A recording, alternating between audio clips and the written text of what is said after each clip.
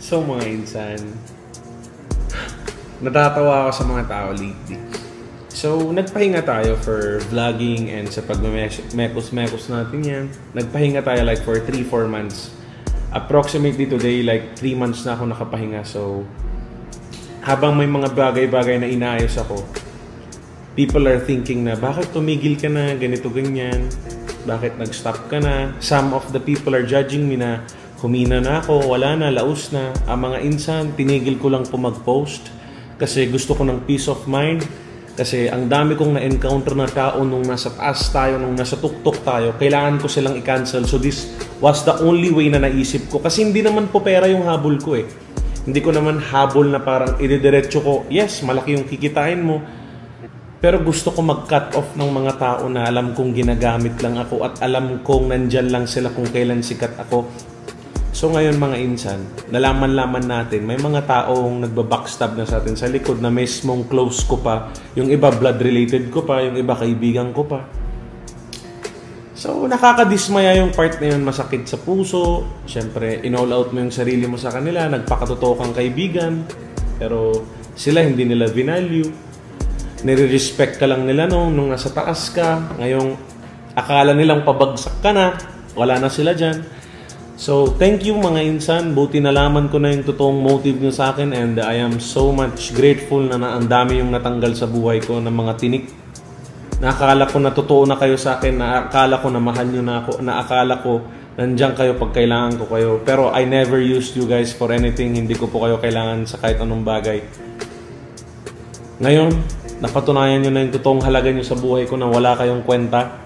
Ngayon magpo-focus ako sa mga pag-vlog ko, ibabalik yung mekos-mekos ko, at hindi nyo malalaman na ako na mismo yung distansya sa inyo kasi hindi ko naman sinabi sa inyo na ayaw ko na sa inyo, tinanggal ko na kayo sa buhay ko whatsoever. Makakaramdam na lang kayo ng kusa niyan. Huwag nyo akong inaahas sa likod, wala kayong mararating, karma is a bitch, so babalikan din kayo niyan. What goes around comes back around. Akala mo na outsmart mo kami, nasa smart play mo kami. Meron pa isang sobrang close na kaibigan, biglang malalaman mo na lang, inaahas ka na sa likod. Ikaw, sinasama mo siya sa lahat ng lakad mo, tapos siya, patalikod, inaahas ka na niya. Nakilala niya na lahat ng connections, nagamit niya na ako sa lahat ng pwede niyang makilala. Tapos ngayon, sa huli, tinutuka-tuka niya na ako. Sa mga insan ko, or nakakilala sa akin, hindi ko na po shoulder yung mga tao na yan.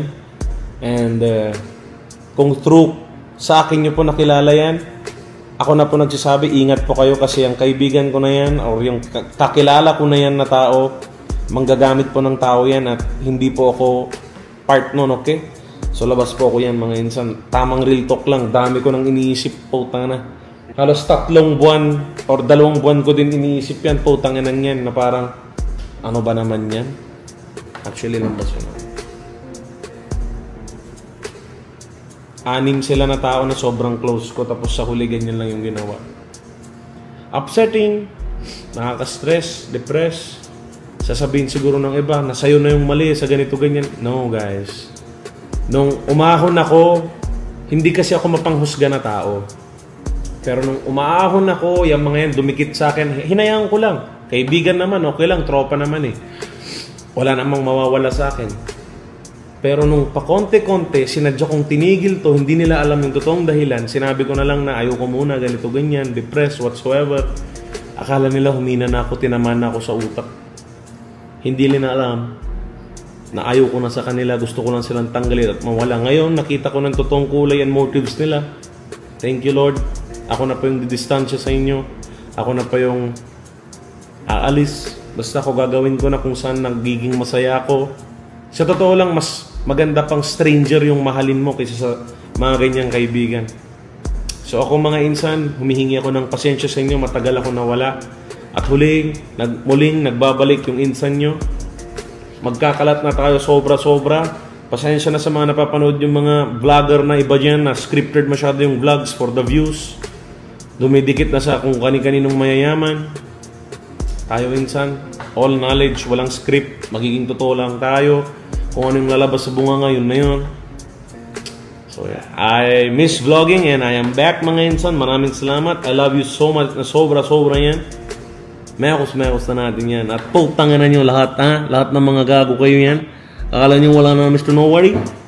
Отдать пацанам, посчитать потери. Суммы нули, погибать на сцене. Снова один, прогуляюсь без тени.